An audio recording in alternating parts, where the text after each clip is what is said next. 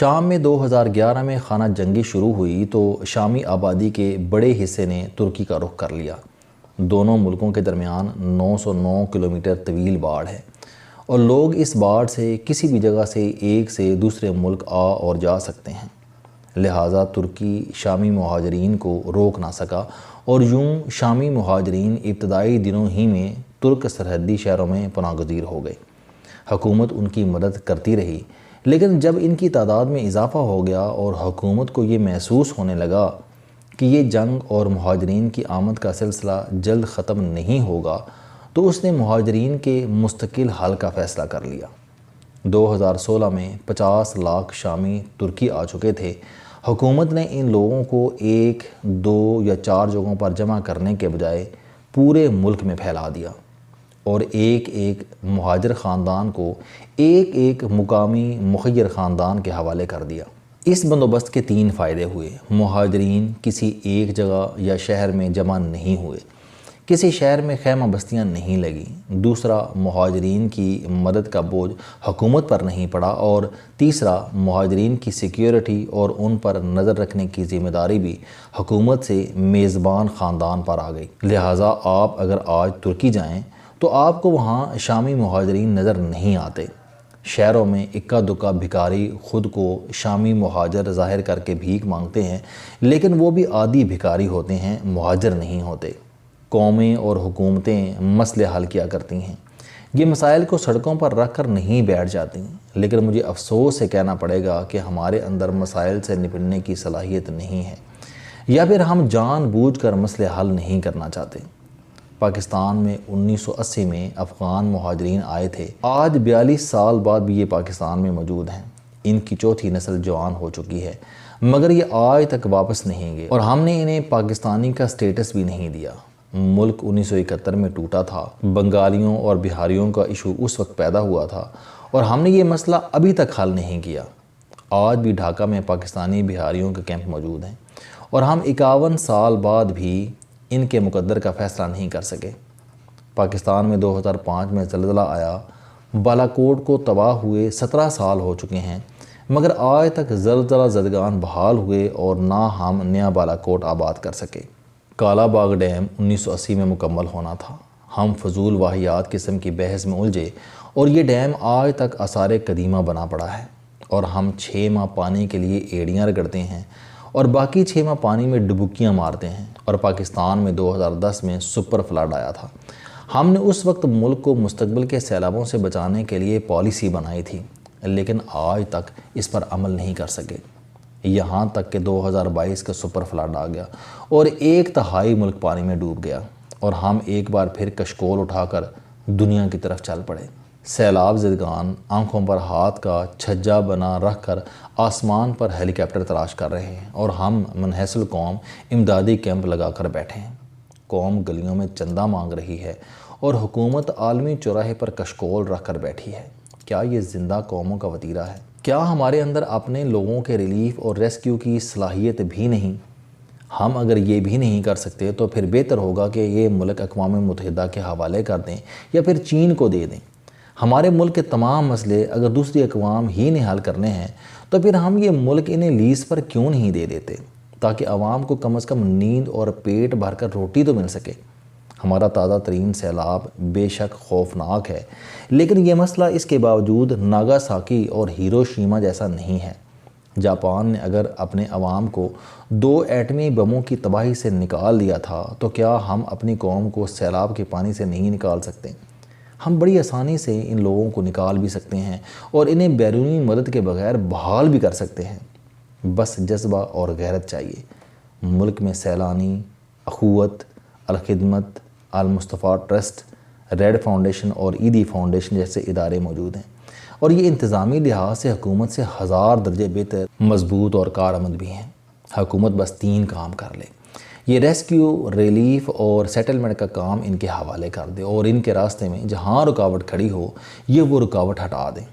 دوسرا، خیر کے تمام اداروں کو ایک چھت کے نیچے بٹھا دیں، ایک سینٹر بنا کر انہیں اس میں اپنے دفتر بنانے کی اجازت دے دیں تاکہ یہ کسی بھی کرائسس میں ایک دوسرے سے کوآرڈینیشن کر سکیں، یہ آپس میں کام اور علاقے تقسیم کر لیں اور کام شروع کر دیں और 3 हुकूमत रेस्क्यू वर्कर्स का डाटा जमा कर ले और इनकी ट्रेनिंग का बंदोबस्त कर दे ताकि खिदमत सिस्टम में आ सके।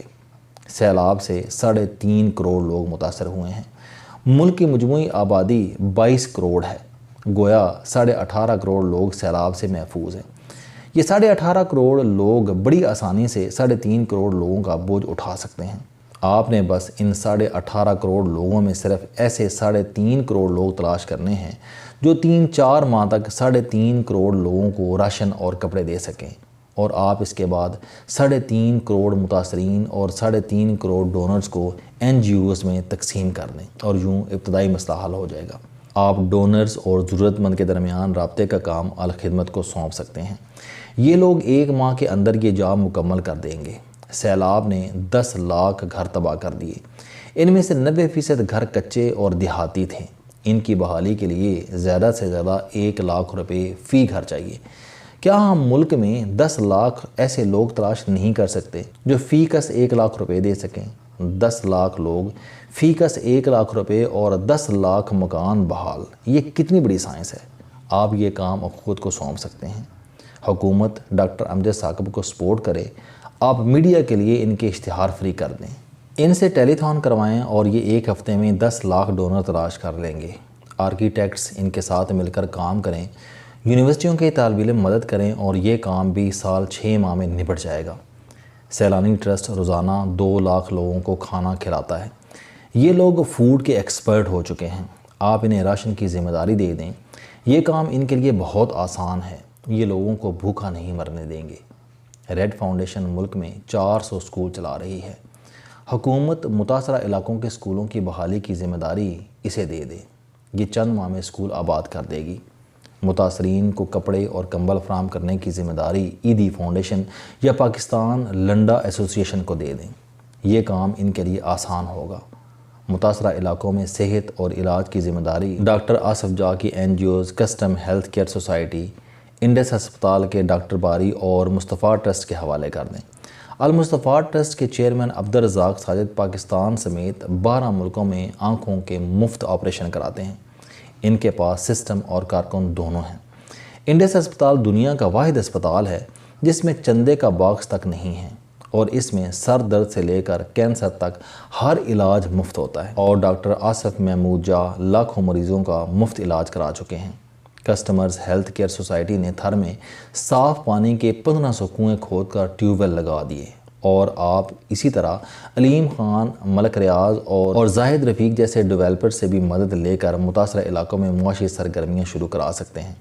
आज से हज़ारों साल कबल किसी ज़रूरतमंद ने डोनर से मछली के बजाय मछली पकड़ने का कांटा मांगा था। डोनर ने कहा था कि बेटा तुम भूखे हो, तुम मछली ले लो, तुम्हारे कम से कम आज की रात तो अच्छी गुजरेगी। भूखे ने जवाब दिया था, सर मैं आज खाना खा लूँगा लेकिन कल क्या करूँगा, लिहाजा आप मेहरबानी फरमाकर मुझे ये कांटा दे दें, मेरी भूख और रोज़गार दोनों का बंदोबस्त हो जाएगा। हुकूमत भी अगर दूसरे मुल्कों से मदद लेना चाहती है तो ये कैश और सामान के बजाय दूसरे मुल्कों से जानवर मांग ले। आप ऑस्ट्रेलिया, न्यूजीलैंड, हॉलैंड और अमेरिका से गाय और भैंसें लें। आप ईरान, तुर्की और अफ्रीका के डोनर्स मुल्कों से भेड़ें और बकरियां लें और यूरोप से बीज मांग लें और ये मुतासरा लोगों में तकसीम कर दें। उनका मुकद्दर बदल जाएगा। सैलाब में 10 लाख मवेशी बह गए हैं। हम अगर इन लोगों को रकम दे देंगे तो ये रकम ज़ाया हो जाएगी और ये लोग अगले बरस दोबारा इमदाद के लिए सड़कों पर बैठे होंगे। लेकिन हम अगर इन्हें डोर डंगर दे देंगे तो ये चंद माह में अपने कदमों पर खड़े हो जाएंगे।